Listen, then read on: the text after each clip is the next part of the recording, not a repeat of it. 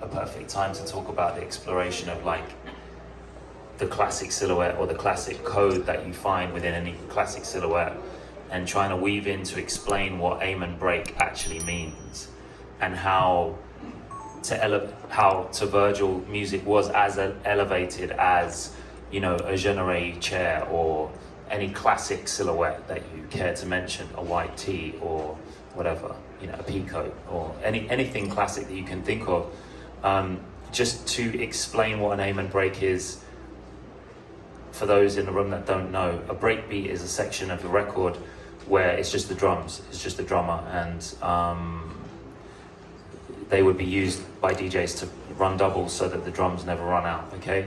That's a very, very small explanation, but what we call a breakbeat is a section of a record where it's just the break, the drums, the drum break, and certain ones of those have become so famous that they are probably the most sampled things in music of all time. In fact, not probably, definitely. If I was a betting man, I'd probably say Funky Drummer by James Brown, and we know for sure the Apache Break, which is by an incredible bongo band, and this Aim and Break, which is a small drum loop that you hear on music throughout since the sampler was invented, basically, and I'm talking in rap through Eric B. and Rakim, NWA, everything all the way through to British rave, and is pretty much the foundation of jungle and drum and bass music, etc. Even if you don't know what I'm talking about, when you hear this drum break, you'll recognize it. Every single person in this room will recognize it. And it's from a small 7-inch record, or a 45 by the Winstons, and there's a famous break in the middle called the Aim and Break. The reason I'm saying this is because it is one of the building blocks of modern music culture. It's part of the code of modern music culture, and just like anything, it's a color in the Pantone chart, and it's about what you're going to do with that paint, what you're going to do with that color. Virgil understood that the Aim and Break itself as a sort of was the same thing as the Air Force One silhouette, was the same thing as any Mies reference you might have, or etc. We could insert anything here. And so the Aim and Break reference is really about recognizing that music has those same codes, it has those same silhouettes and that same narrative within it. A fun note is that actually the break you hear at the end is Apache Break and not Aim and Break, but there's a lot of extra codes like that. So I warned you this was going to be a nerdy chat. That's the nerdy section over with, but it's the honest way that I can answer your question about how music related to the clothes. And then to Fuz's point about being able to be in reciprocity with the design studio, that's just very rare that you get that. It's often that you'll go to a design studio and yeah, you'll see the looks like a couple weeks out and see it in development, but we were seeing it develop every day, like a garden, just developing, like everything changing. And so it's only natural that, you know, narrative, music, set design, all of these things are in direct response to clothes. And in any creative project I've done, whether it be fashion or anything, and any creatives in the room, like that's just the single best way to work, and that's, in my opinion, where the best work comes from. And we didn't even talk about the Air Force One. Yeah. I mean, yeah. There's a lot of stories we might have to do and fast forward just so it's super quick. But I mean, even in the making of Aim and Break, I took Goldie into the LV office, which you can see recreated at the end of the corridor here, called Pond of. And we were standing there with that exact equipment, playing tunes and doing what we do in there. And we were looking around the Andre 3000 flute case and the cloth and this jacket and various other things. And then gradually everyone left. And you can feel the lights turn off and everyone leaves. You know, it's Paris, right? You guys love to leave at kind of 6 o'clock. And it got to about 7 or 8, and I think there was like 4 of us left in there. And he went over to like a brown box and just opened it and yelled, "Catch!" and just threw something. And I caught it, and it took me about sort of, I don't know, a good minute to work out what I was looking at, and realized I was looking at a Louis Vuitton Air Force One sneaker, which, if you have any idea of the kind of levels of legal challenge of what it would be to pull that off, and also the kind of relevance of what that was to Aim and Break, and it was like subtly introduced in this film as well. Yeah, I love how these films are records of so many of the things that inspired V. Yeah. And on the music side, in Aim and Break, there's sort of 3 huge musical figures, right? So there's Goldie, drum and bass legend. Yeah. There's Wu-Tang Clan, which is in the film, and then there's Lupe Fiasco, Yeah. who can can someone on this panel remind me the biographical details from Lupe Fiasco's life that becomes sort of the story in the film? And how did V and the collective that you guys work with weave all of that together into one piece? I'll do the layup for you, and then Mahfuz can give you the Lupe Fiasco Southside Dojo. Where do we start? Okay, the first reference that we got on the first WhatsApp group for this was chess. Virgil was really into chess. That was one of the first Did he thoughts. say, like, I had a dream about chess? Yeah, I had a dream about chess. How the project started. It was also a time when that show, The Queen's Gambit, was all over Netflix, so the dream may have been implanted a bit, but yeah, chess was a big reference. And musically, of course, if you're talking about chess, then the first thing I think of is GZA, Wu-Tang in general, but GZA specifically had a famous album called Liquid Swords, with the chessboard. The beginning of Liquid Swords features a sample which you heard on Aim and Break, which is a sample from a film called Shogun Assassin. And so straight away there is a fast forwarding you into two massive references that landed on from chess equals GZA equals Shogun Assassin equals essentially Kung Fu cinema / samurai. I know that's like a very reductive of two different things, but they exist in the same world for this purpose. And so the Shogun Assassin movie became the initial reference for the opening. So we knew that we had to have the kid from the beginning of Liquid Swords. So anyone that's a Wu-Tang fan or has listened to the GZA album will obviously recognize the opening sample from that, and we were very clear that had to open the movie. Then we get to Goldie, which we'll go to next, because Virgil was developing a collection with Goldie around Metalheads. Metalheads is the name of Goldie's club night and record label. For anyone not familiar in the room, Goldie represents probably like the spearhead or the most famous person from the drum and bass movement, had a very famous and influential pioneering club night called Metalheads, and a record label of the same name. And we cut 4 classic Metalheads vinyl and put them in an LV Metalheads record box, which you see. And so it was clear that Goldie was going to feature from the start, so we had to work that in. Saul Williams, you see as our character, he plays the Rook, and he's a carry through from the last film.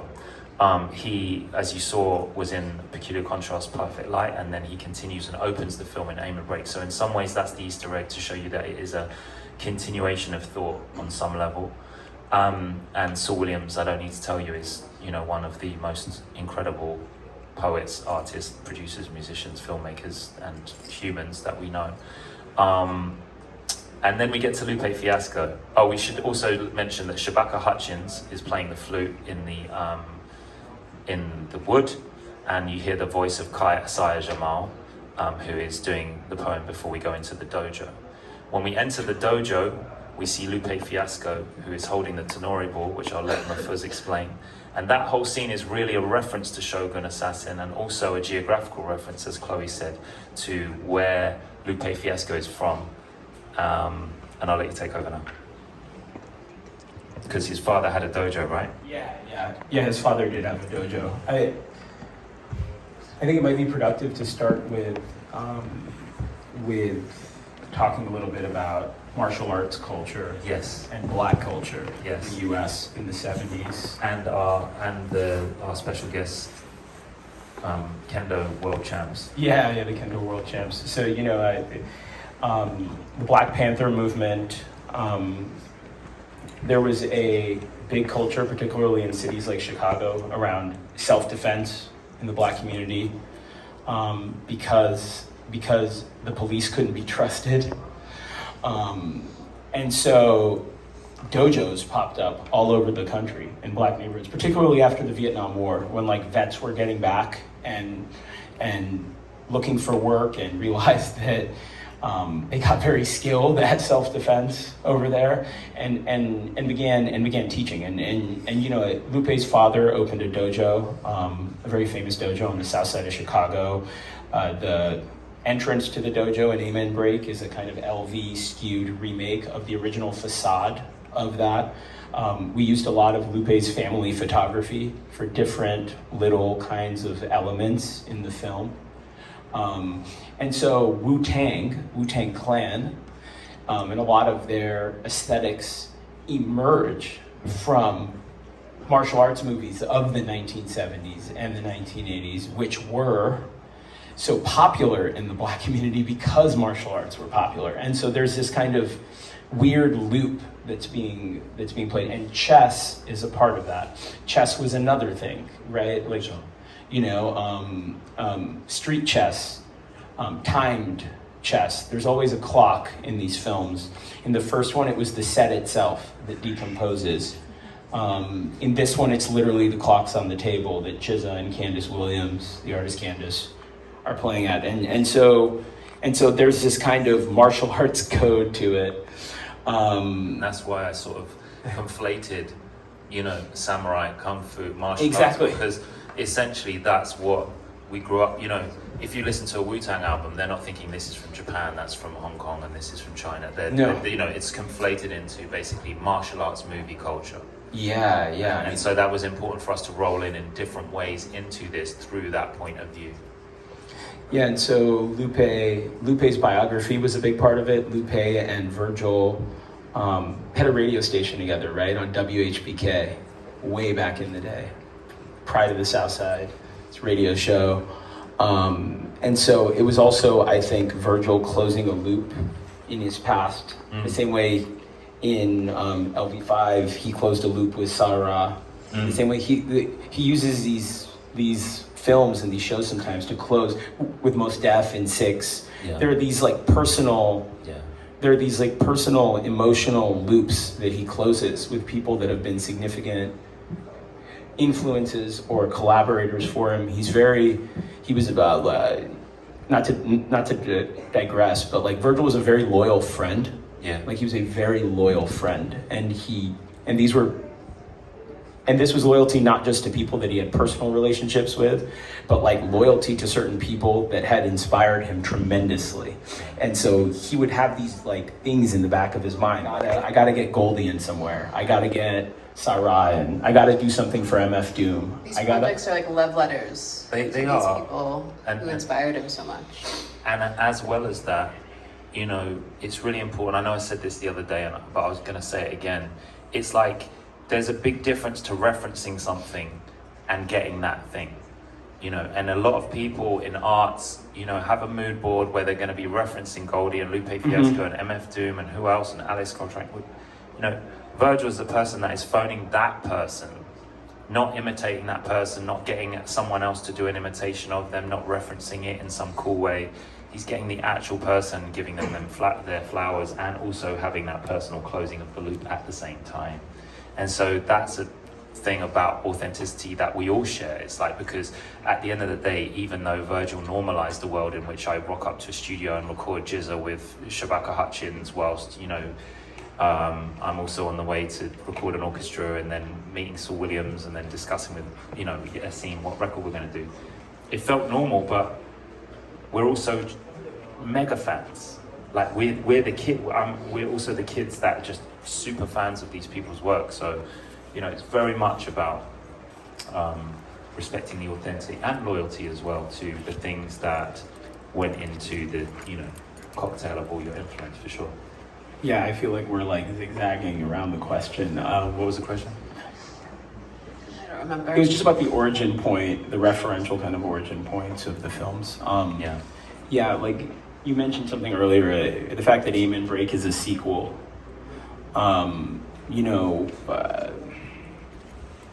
Virgil had, we were thinking a lot about transmission, right? And we were working on films, we were talking a lot about that. Obviously everybody in the room knows that Virgil had health challenges, at a certain point, and we began to think about like, what is it that one can do in 40 years on the earth? Yeah. What is it that one carries? Sometimes you think you're the protagonist or the main character in the story, and you've just been carrying the main character. That's one of the quirks of Shogun Assassin, of the Lone Wolf and Cub saga, is that this father and his son kind of like traverse a landscape together. And, you know, if you're watching it, just for the purposes of entertainment, clearly, like, the wolf is the main character, but the cub is the cargo, right? Like, that's the thing. And so there was a lot of, and so that was embedded in these films, that the kind of like Saul is crossing a landscape in 6, and he transfers this briefcase. He goes to Mos, right? And then in the second film, he appears to be the main character, like in the preceding film, but he's not, because midway through he disappears. He's claimed by the wood, and Issa continues. And you. Issa is the boy who plays the boy. Saul's son Sorry. in the film. Yeah, and then it feels like Issa is the protagonist, but really he's not. It's the sword. And so I think there was some discussion, sometimes explicit, sometimes implicit, but I definitely think Virgil was thinking about stuff like that, like what he was here to carry, right? And that ended up in the film. Yeah. And since you mentioned time, you know, those things were always around.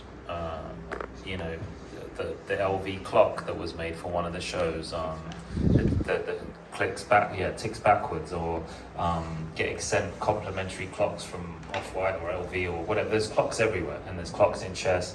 And then, of course, the biggest reference always, which if you ever went to Virgil's office, which you can do now by going to the end of this walkway, the classic mirror that says time, which, you know, at the time you think is a reference to the magazine Time, where you can put yourself on the cover of Time. And then, of course, with the benefit of hindsight, takes on a whole new meaning to have time written that big in the office. And talking of time, I just want to mention, and maybe what we should have done is done a disclaimer at the beginning before you watch these films, because I want to mention that both of these films, especially the second one that you saw, were made in 48 hours from start to finish. Not the storyboarding and the prepping, obviously, but in terms of from the moment where the first camera rolled until the film was rendered, 48 hours. Which I have to say it's an important bit of the context, because time comes into that as well when you come into the sort of like, it's like extreme sports, you know, if you're like on a wave, you're going down like a 10-foot wave, or you're snowboarding or something, you haven't got time to think about decisions happen like that. And that's what happened, is that when you compress time, the decision-making process becomes accelerated, and it's sort of adrenalized in some ways. And so, you know, the time that went into both of those things was like, not the kind of time that you normally have around making a feature film, and I do think that's relevant to mention for whatever reason. Yeah, super.